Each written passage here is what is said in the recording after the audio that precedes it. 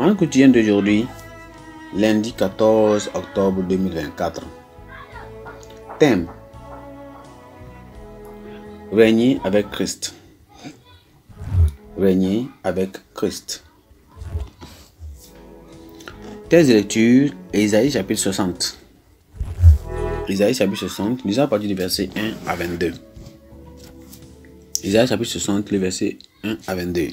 Lève-toi, sois éclairé, car ta lumière arrive, et la gloire de l'Éternel se lève sur toi.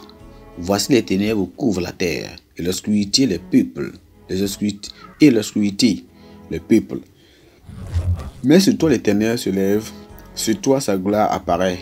Des nations marchent à ta lumière, et des rois à la clarté de tes rayons. Porte tes yeux alentour, et regarde. Tous, ils s'assemblent, ils viennent vers toi. Tes fils arrivent de loin, et tes filles sont portées sur leurs bras. Tu tressailleras, alors et tu te réjouiras, et ton cœur bondira et se dilatera. Quand les richesses de la mer se tourneront vers toi, quand les trésors des nations viendront à toi, tu seras couverte d'une foule de chameaux, de dromadaires, de Madian et d'Epha. Ils viendront tous de Séba, ils porteront de l'or et de l'encens, ils publieront les louanges de l'Éternel. Les troupeaux de Kédar se réuniront tous chez toi. Les béliers de Nabadjoth seront à ton service. Ils monteront sur mon autel et me seront agréables. Je glorifierai la maison de ma gloire. Qui sont ceux-là qui volent comme des nuées, comme des colombes vers leurs colombiers? Car les îles espèrent en moi, et les navires de Tarsis sont en tête pour ramener de loin les enfants avec leur argent et leur or, à cause du nom de l'Éternel ton Dieu, du Saint d'Israël qui te glorifie. Les fils de l'étranger rebâtiront des murs, et leurs rois seront des serviteurs, car j'étais frappé dans ma colère. Mais dans ma miséricorde, j'ai pitié de toi.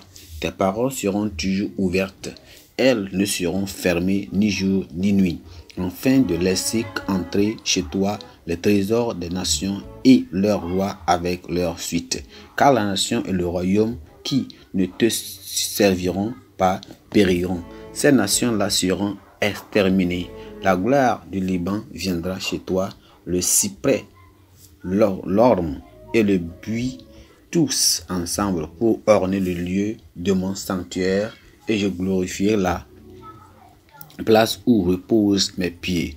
Les fils de tes oppresseurs viendront s'humilier devant toi, et tous ceux qui te méprisaient se prosterneront à tes pieds. Ils t'appelleront ville de l'Éternel, Sion du Saint d'Israël.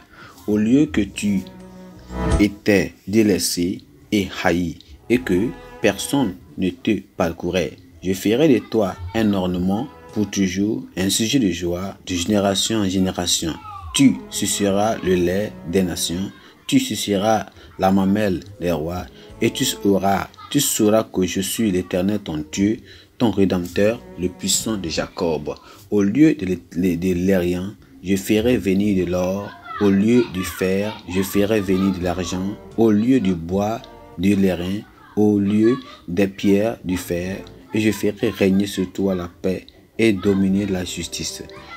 On n'entendra plus parler de la violence dans ton pays, ni du ravage et de ruines dans ton territoire. Tu donneras à tes murs le nom de salut, et à tes portes celui de gloire. Ce ne sera plus le soleil qui te servira de lumière pendant le jour, ni la lumière qui t'éclairera de la lumière de sa lumière, mais l'Éternel sera ta lumière à toujours. Ton Dieu sera ta gloire. Ton soleil ne se couchera plus, et ta lune ne s'obscurcira plus, car l'Éternel sera ta lumière à toujours, et les jours de ton deuil seront passés. Il n'y aura plus que des justes parmi ton peuple. Ils posséderont à toujours le pays. C'est le rejeton que j'ai planté, l'œuvre de mes mains, pour servir à ma gloire. Le plus petit deviendra un millier et le moins une nation puissante. Moi, l'Éternel, je hâterai ces choses en leur temps. Gloire à Dieu. Le verset clé, c'est le verset 10 qui dit ceci. Il dit, les fils de l'étranger rebâtiront les murs et les rois seront des sacrificateurs, des serviteurs, car je t'ai frappé dans ma colère, mais dans ma miséricorde, j'ai pitié de toi. Gloire à Dieu. Je dis gloire à Dieu.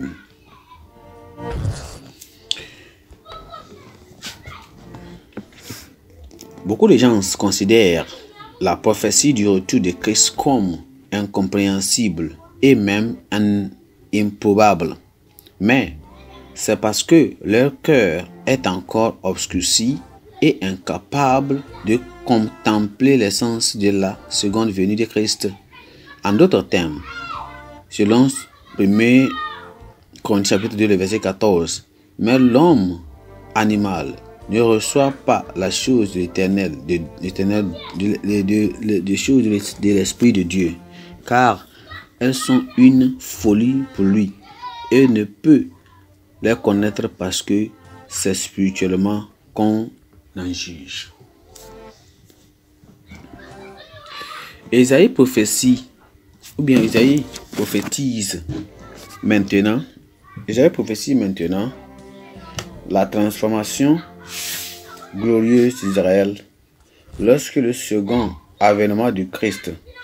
Auparavant, ils avaient déclaré leurs péchés et leur honte, soulignant leur idolâtrie, leur malhonnêteté, leur violence et leur injustice.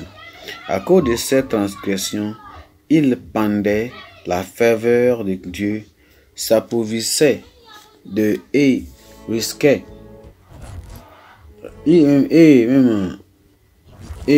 risquaient la destruction totale s'ils persistaient dans la méchanceté.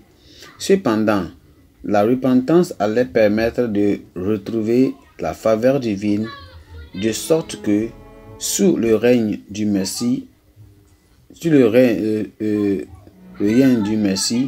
Jérusalem régnerait de la gloire de Dieu. Le peuple recevra la lumière spirituelle des richesses abondantes, de la bonté et même de l'influence et de l'enthousiasme. Alors, la transformation d'Israël et les avantages qui en découlent l'illustrent la gloire d'une église restaurée et des bénédictions des familles ou des individus qui reviennent de l'égarement. Les bénédictions de Dieu attireront d'autres personnes et les motiveront à servir le Seigneur. Chaque fois que nous répondrons à l'Éternel Dieu, à la repentance, nous pouvons être sûrs qu'il nous rendra sa faveur et ses bénédictions. Bien que la plupart des prédictions d'Isaïe s'accomplissent au cours du millénaire, les croyants peuvent jouir de la plupart des bénédictions ici et maintenant. Nous pouvons faire rayonner la gloire de Dieu en évangélisant le monde. Notre vie régnera dans la lumière de Dieu, dans le monde couvert par les ténèbres de l'ignorance et de l'injustice. L'événement le plus important que les croyants attendent est l'enlèvement qui peut se produire à tout moment. Donc après ce grand événement, il y aura un règne de 7 ans et l'Antichrist, au cours duquel il trompera le monde avec des solutions singulières, étranges à ces problèmes, avant de déchaîner un règne de terreur sans précédent sur l'humanité, l'obligeant les gens à prendre la marque de la bête. Mais son règne prendra fin brusquement lorsque le Christ reviendra avec les saints pour reprendre le contrôle et la terre avec la bataille d'Armageddon. Les saints régneront alors avec le Christ, tandis que Satan sera enchaîné et emprisonné pendant 1000 ans.